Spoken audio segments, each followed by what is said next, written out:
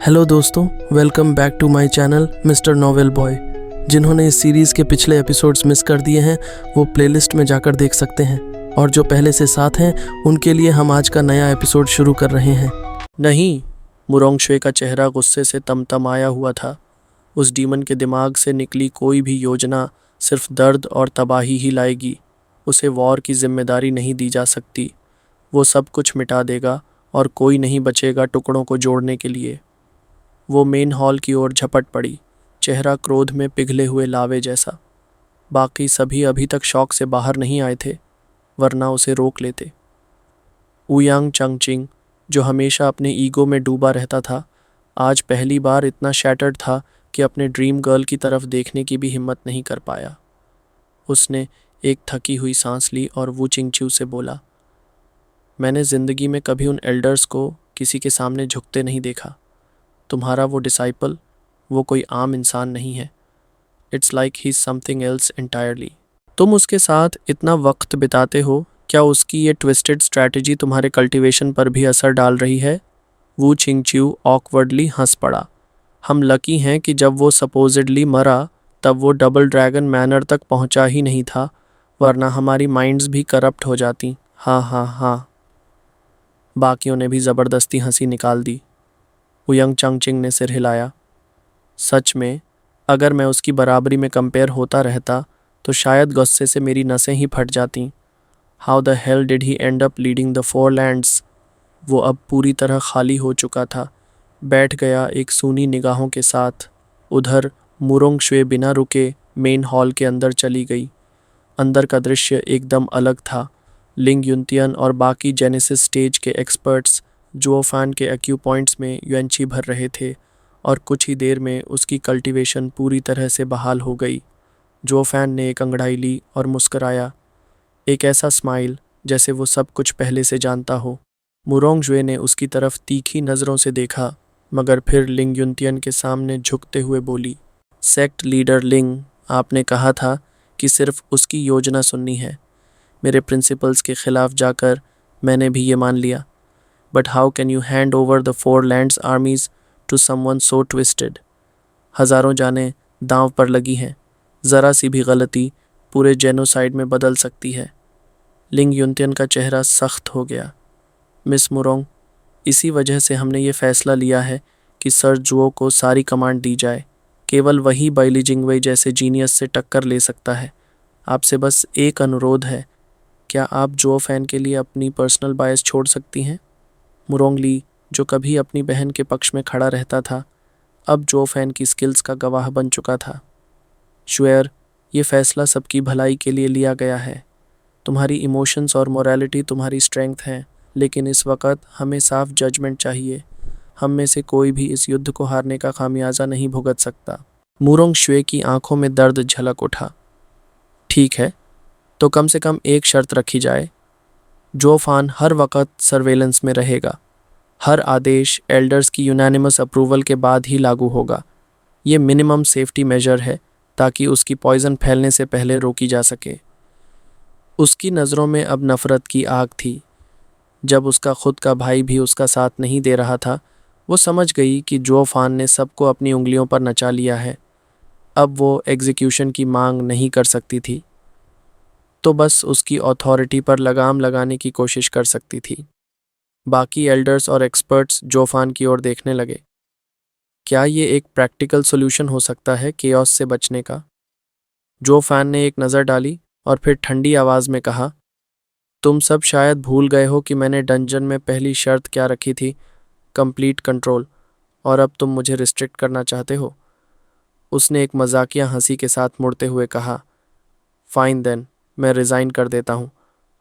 Sir जो, नहीं, ऐसा मत कहिए प्लीज़। लिंग युनतियन ऑलमोस्ट पैनिक्ड। मिस मुरोंग बस एक एक्स्ट्रा सेफ्टी चाहती थी, प्रिकॉशन के तौर पर। अगर आपसे कोई चीज़ ओवरलुक हो जाए तो हम।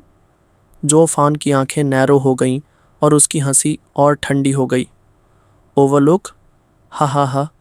सच्चाई यही है, कोई परफेक्ट नहीं होता, और हाँ, मैं भी मिस्टेक्स करूँगा। तो क्या सर? Not happening. उसका चेहरा अब थंडर से भरा हुआ था। सेक्ट लीडर लिंग, मिस मुरोंग, तुम लोग वॉर को क्या समझते हो? दोनों चुप, क्योंकि वो केवल कल्टीवेटर्स थे। उन्हें युद्ध का असली चेहरा नहीं पता था। War, isn't it just a fight over land and power? Zhuo Fan की आंखों में बर्फ की चमक थी। War is a game. Game? Murong Xue की आवाज़ चीख में बदल गई। तुम बैटलफील्ड पर लोगों की मौत और सफरिंग को गेम कह रहे हो? तुम ऐसे युद्ध को जीतोगे कैसे जिसमें सीरियसनेस ही नहीं है? मिस मुरोंग, जोफान की आवाज़ गूंज उठी, तुम वॉर को अंडर एस्टिमेट कर रही हो। War is only a game. हर व्यक्ति, हर एसेट, हर ज़मीन, ये सब बस एक प्लेयर के पॉन हैं। जो प्लेयर कम पॉन्स खोकर ज़्यादा पॉन्स एनिमी के ले आता है वो जीतता है। लाइफ और इमोशंस का इसमें कोई रोल नहीं। एक कमांडर जो कॉन्शियंस से लड़ता रहे वो कभी जीत नहीं सकता, और जब वो हारता है तब कैजुअल्टीज़ हिल बन जाते हैं। मुरोंग शुए की आवाज़ अटक गई। जोफान अब बस उसे घूर रहा था, जैसे वो उसका विश्वास ही नहीं, उसकी सोच भी जला देना चाहता हो। वॉर में कैजुअल्टी तो होगी ही। तुम अपने लोगों की जानें देकर ही दुश्मन को रोक सकते हो, और अगर तुम काइंडनेस से जीतना चाहती हो तो तुम सबसे बड़ी फूल हो। तुम कमांड लो या एड बनो, दोनों ही गलत होंगे। Because in war hesitation kills more than any sword ever will. मेरा मानना है कि वॉर जीतना ही लोगों को बचाना है। हाँ हाँ हाँ, लिंग युनतियान ऑकवर्डली बोला। लेकिन सब जानते थे वॉर जीतने और लोगों को बचाने में कोई सीधा संबंध नहीं था। ये सारी बातें बस खुद को शांत करने के लिए कही जाती थीं। मुरोंग जुए की बातों का मतलब ही बाकी सबसे अलग था। हमने सर जो को कमांड देने का वादा किया था और वो इससे सहमत नहीं। तो मिस मुरोंग, आपकी रिक्वेस्ट वीटो की जाती है। रुको, जुओफान ने हाथ उठाया। मुरोंग शुए और लिंग युनतियन की ओर देखते हुए बोला, सेक्ट लीडर लिंग, मैं पावर के पीछे नहीं भाग रहा। मैं बस वो ले रहा हूँ जो हालात मांगते हैं। तुम सब जानते हो बैली जिंगवाई के पास कोई लिमिट नहीं है, तो मुझे भी उसी तरह ऑपरेट करना होगा। ना एरोगेंस में, बल्कि इस सच को जानते हुए कि अगर मैंने कुछ ओवरलुक किया तो तुम उसे देख भी नहीं पाओगे और उल्टा अपने एक्शन से मुझे डिस्ट्रैक्ट करोगे। सबका चेहरा तन गया, जैसे किसी ने अचानक थंडर फेंका हो। एक ज़बरदस्ती की हंसी किसी ने छोड़ी।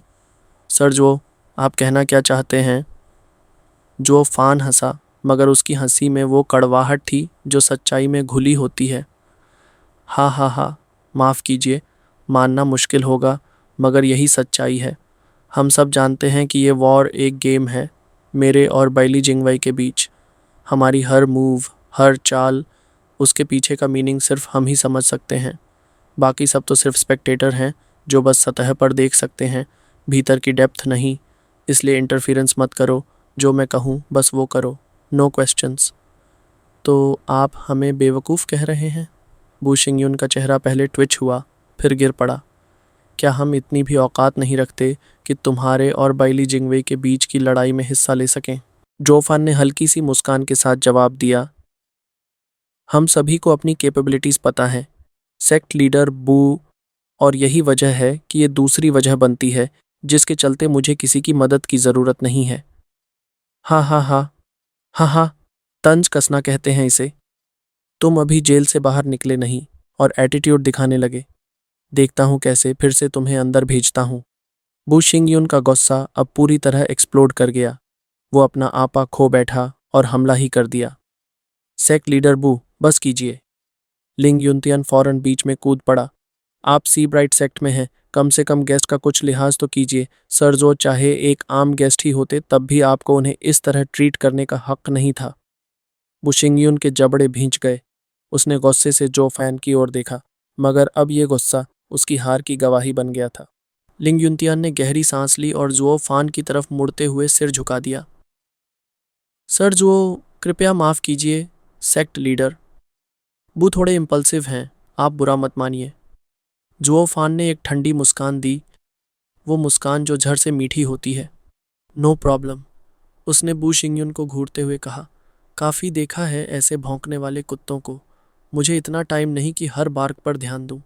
हाँ हाँ हाँ, तुम। बू शिंगयुन की आंखों में खून उतर आया, लेकिन लिंग युनतियन की एक कड़ी नज़र ने उसकी आग को बुझा दिया। वो जो फान की ओर झुककर बोला, सर जो, कृपया आदेश देने से पहले हालातों से अवगत हो जाइए। हाँ हाँ हाँ, अभी ईस्ट और वेस्ट के मोर्चे मजबूत हैं। वो ज़रूरी नहीं है।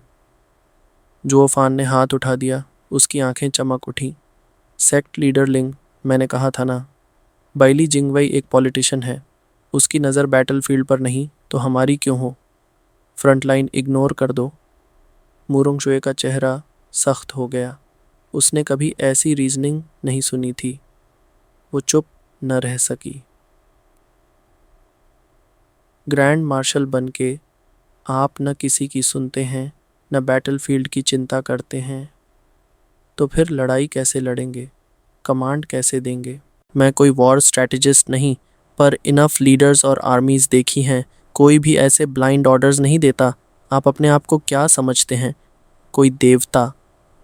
जो फान मुस्काया और उसके शब्द बिजली की तरह गिरे। तो देखो फिर, मेरी डिविनिटी। हाँ हाँ हाँ। वो पीठ टेक कर बैठ गया। नॉर्थ को छोड़कर बाकी सारे क्षेत्र, अपने सोल्जर्स को वापस बुला लो। सारे बॉर्डर छोड़ दो और सेंट्रल बेसिस पर लौट आओ। जैसे वेस्टर्न लैंड्स के लिए डबल ड्रैगन मैनर है, वैसे ही हर रीजन का अपना एक मेन बेस होगा। 3 दिन हैं वहाँ पहुँचने के लिए। क्या? सभी की आंखें खुली की खुली रह गईं। लिंग युनतियन का हाथ, जो मैप की तरफ इशारा कर रहा था, कांपने लगा। सर जो, फिर से कहिए। हम सारी सेनाएं पीछे बुला लें? इससे तो दुश्मन को खुला मौका मिलेगा सीधे हमारे घरों तक पहुंचने का। ये तो ज़मीन दुश्मन को सौंपने जैसा होगा।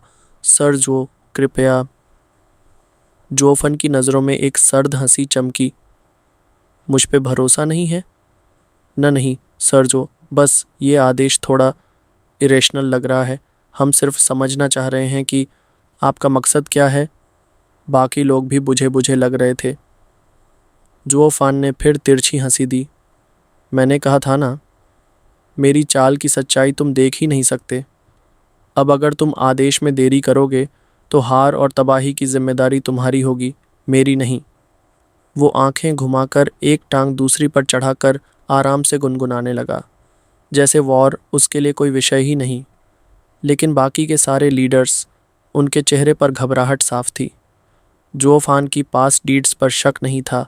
हेवन सीलिंग सोर्ड की चोरी, सोरिंग सोर्ड की वापसी, बेली जिंगवई से लड़ाई, सब कुछ अपने आप में प्रूफ था।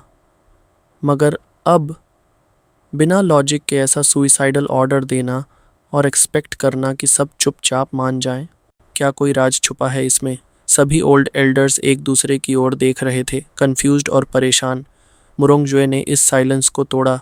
सेक्ट लीडर लिंग, मैंने पहले ही कहा था, ये आदमी सिर्फ अपने मन की करता है। अब देखो, हर रीजन को खुद ही तबाह करवा रहा है। बाकी सब ने जो फैन की कैजुअल पोस्चर को देखा, कॉन्फ्लिक्टेड थे मगर चुप थे। जो फैन ने कोल्डली ताना मारा। तुम सब मुझे इसलिए झुक झुक के बुला लाए थे क्योंकि तुम हार मान चुके थे। अब जब मैं रास्ता दिखा रहा हूँ तो 2 दिन जल्दी मरने से डर रहे हो? हम बच्चों की तरह डरपोक लोग। गार्ड, लिंग युनतियन अब और बर्दाश्त नहीं कर सका।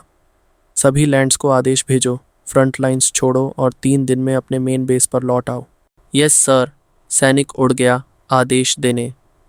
बाकी लोग घबरा उठे। सेक्ट लीडर लिंग युनतियन ने ठंडी सांस ली। कुछ भी न करने से अच्छा है कि कुछ किया जाए। क्या किसी के पास कोई बेहतर प्लान है? वो जो फान की ओर मुड़ा। सर जो, हमने आपकी बात मान ली। अब अगला स्टेप?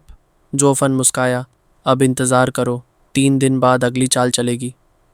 3 दिन में असर दिखेगा? सब चौंक उठे। जो फन ने सिर हिलाया। हाँ, जल्दबाजी में नुकसान होता है। 3 दिन में लैंड नहीं मिटेगा। और अब जब तुमने मुझ पर भरोसा किया है तो मैं भी अपना हिस्सा निभाऊंगा।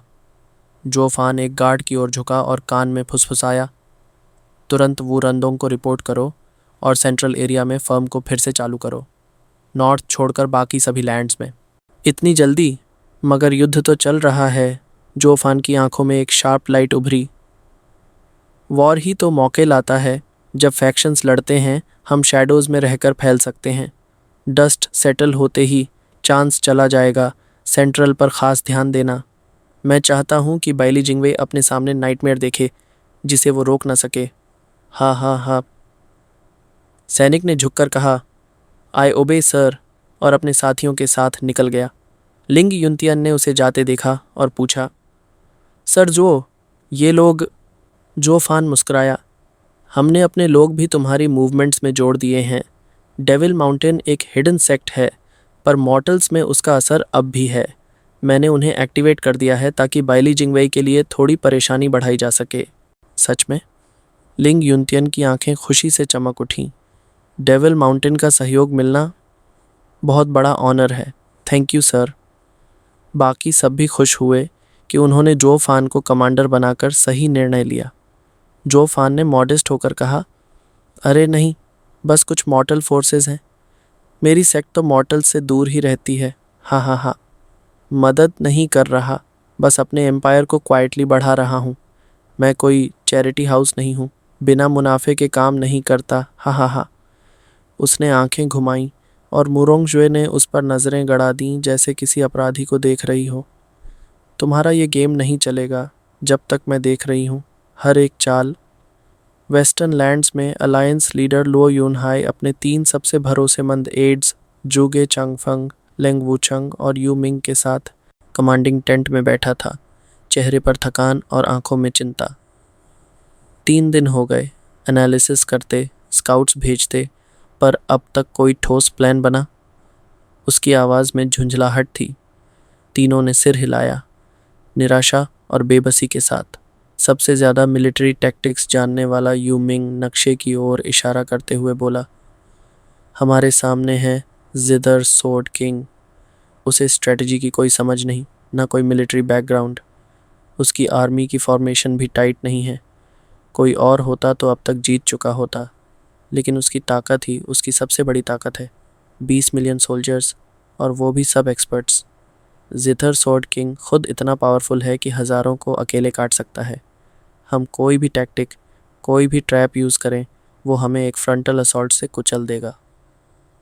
यू मिंग ने धीरे से लेंग वूचंग की ओर देखा। लेंग वूचंग ने जवाब में गहरी सांस ली। मुझे मत देखो, जब तुम नहीं समझ पा रहे तो मैं क्या करूं? मेरा ओपोनेंट भी कोई कमज़ोर नहीं है। उसने आगे कहा, स्ट्रैटेजी 2 चीज़ों पर चलती है, एक ओवर्ट यानी खुली चालें और दूसरी कोवर्ट यानी छुपे इरादे। जिदर सोर्ड किंग एक कल्टीवेटर है, ताकतवर लेकिन टैक्टिक्स का नौसिखिया। मगर असली स्ट्रैटेजिस्ट तो सेंट्रल एरियाज सबसे चालाक अधिकारी है, बाइली जिंगवाई। वो ओवर्ट और कोवर्ट दोनों में माहिर है। उसकी प्लानिंग में कोई भी लूपहोल पकड़ पाना नामुमकिन है।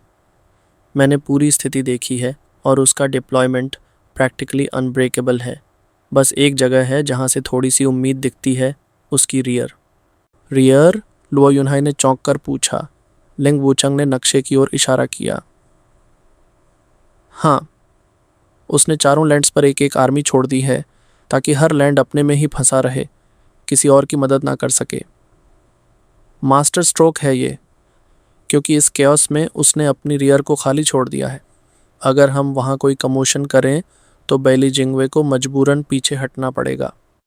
उसने अपनी बात पर जोर देते हुए कहा, मगर मुश्किल यही है, 4 लैंड्स के बाहर जाने वाले रास्ते बंद हैं। कौन जाएगा उसके रियर तक? यही एक वीकनेस है, मगर उस तक पहुंचना नामुमकिन है। अब उसकी आर्मीज पूरे जोर के साथ मार्च कर रही हैं। हमें ट्रैप कर लिया है और हमारे पास जीतने का कोई रास्ता नहीं। आप सभी के कहने पर आज मैंने एक बड़ा एपिसोड लाया है। अब आपकी बारी है मेरा साथ देने की। जो लोग बुक ऑफ स्पीयर मनहवा एक्सप्लेन कर रहे हैं, कृपया मेरे चैनल का नाम वहां मेंशन कर दें, इससे मुझे बहुत मदद मिलेगी। उम्मीद है कि आप मेरी रिक्वेस्ट का ध्यान रखेंगे।